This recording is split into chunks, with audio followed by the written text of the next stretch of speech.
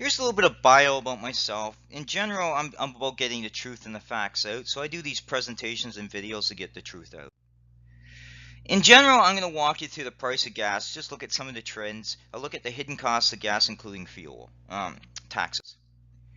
So I'll look at by month, I'll look at the gas prices between oil, price breakdown, and a little discussion on climate change.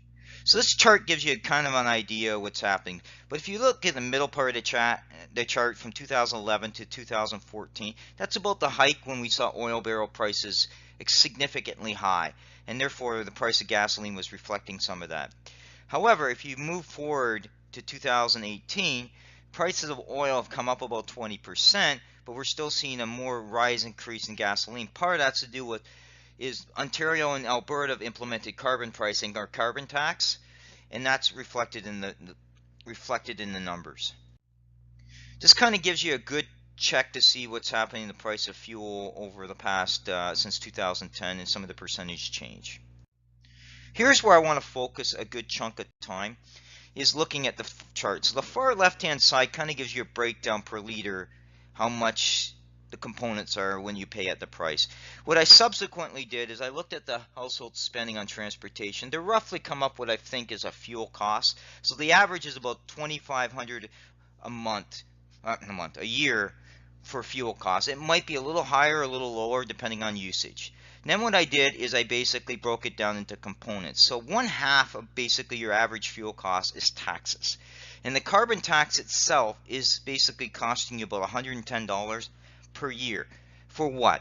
Basically, you're paying carbon tax and our emissions aren't coming down, so it's a tax grab. Like most people understand it's a tax grab, but you'll never hear Kathleen Wynne talk about the tax grab. She'll basically just talk about the environment because she's trying to win over the green vote. So what do I want to talk about now? Now that you know that you pay about $1,200 worth of tax every time through the year, so you're basically 50% of every time you fill up at your pump, you're paying in taxes. What I also want to talk about is climate change, because you're constantly seeing Catherine McKenna, Kathleen Wynne go on Twitter, talk about climate change is real, it's man-made. What you don't hear is the opposite side of the equation, which is the skeptics talking. This video inside this presentation is about basically talking about the other side. The skeptics are not funded to talking about in the courtroom. You have a prosecution and a defense, but climate change, it's all about it's real. Now, climate always changes.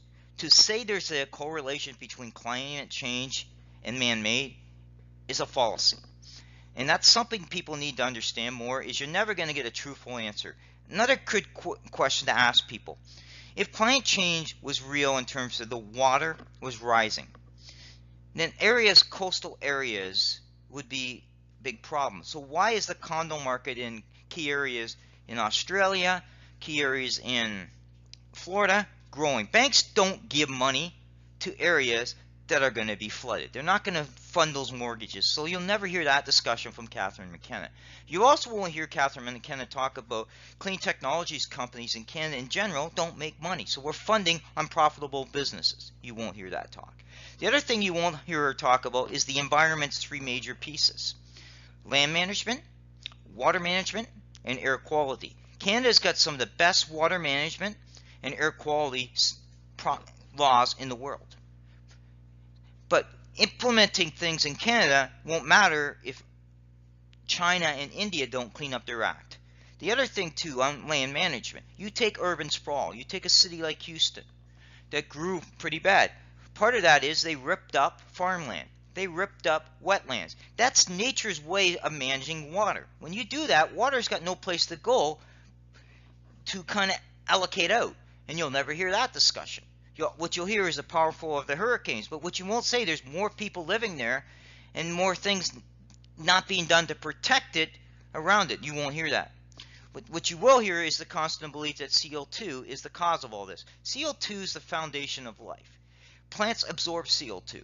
Water absorbs CO2. To say that the man is responsible for climate change is a fallacy. I encourage people to reach out, not just for the left, not just for the skeptics, but to get the consensus of both parties to understand where we're heading. The other point I want to make, Australia implemented a carbon tax. It did not reduce emissions, but bumped up the cost of everything. That's the reason why Australia yanked it. Yet, Trudeau, in his wisdom, then again, he's being led by Gerald Butts, and we all know who Gerald Butts is. Gerald Butts is basically an environmentalist, right? He's a pro-believer that we need to be carbon-free. What Butts won't tell you is his policies unfit basically destroyed the price of hydro. Did we need to make changes in the hydro system? Yes, but the radical changes that were implemented based on his suggestions are what's kind of hurt people. There's people living with energy poverty. You'll never hear Butts talk about that. What you will hear if you say anything against Butts, he'll call you names, which is not doesn't help the argument either side. Just it becomes childish. So what I wanted you guys to understand with this video is that in general we need to be very cognizant of the environment, but we need to make sure that we're not going too far to the left or too far to the right. Thank you.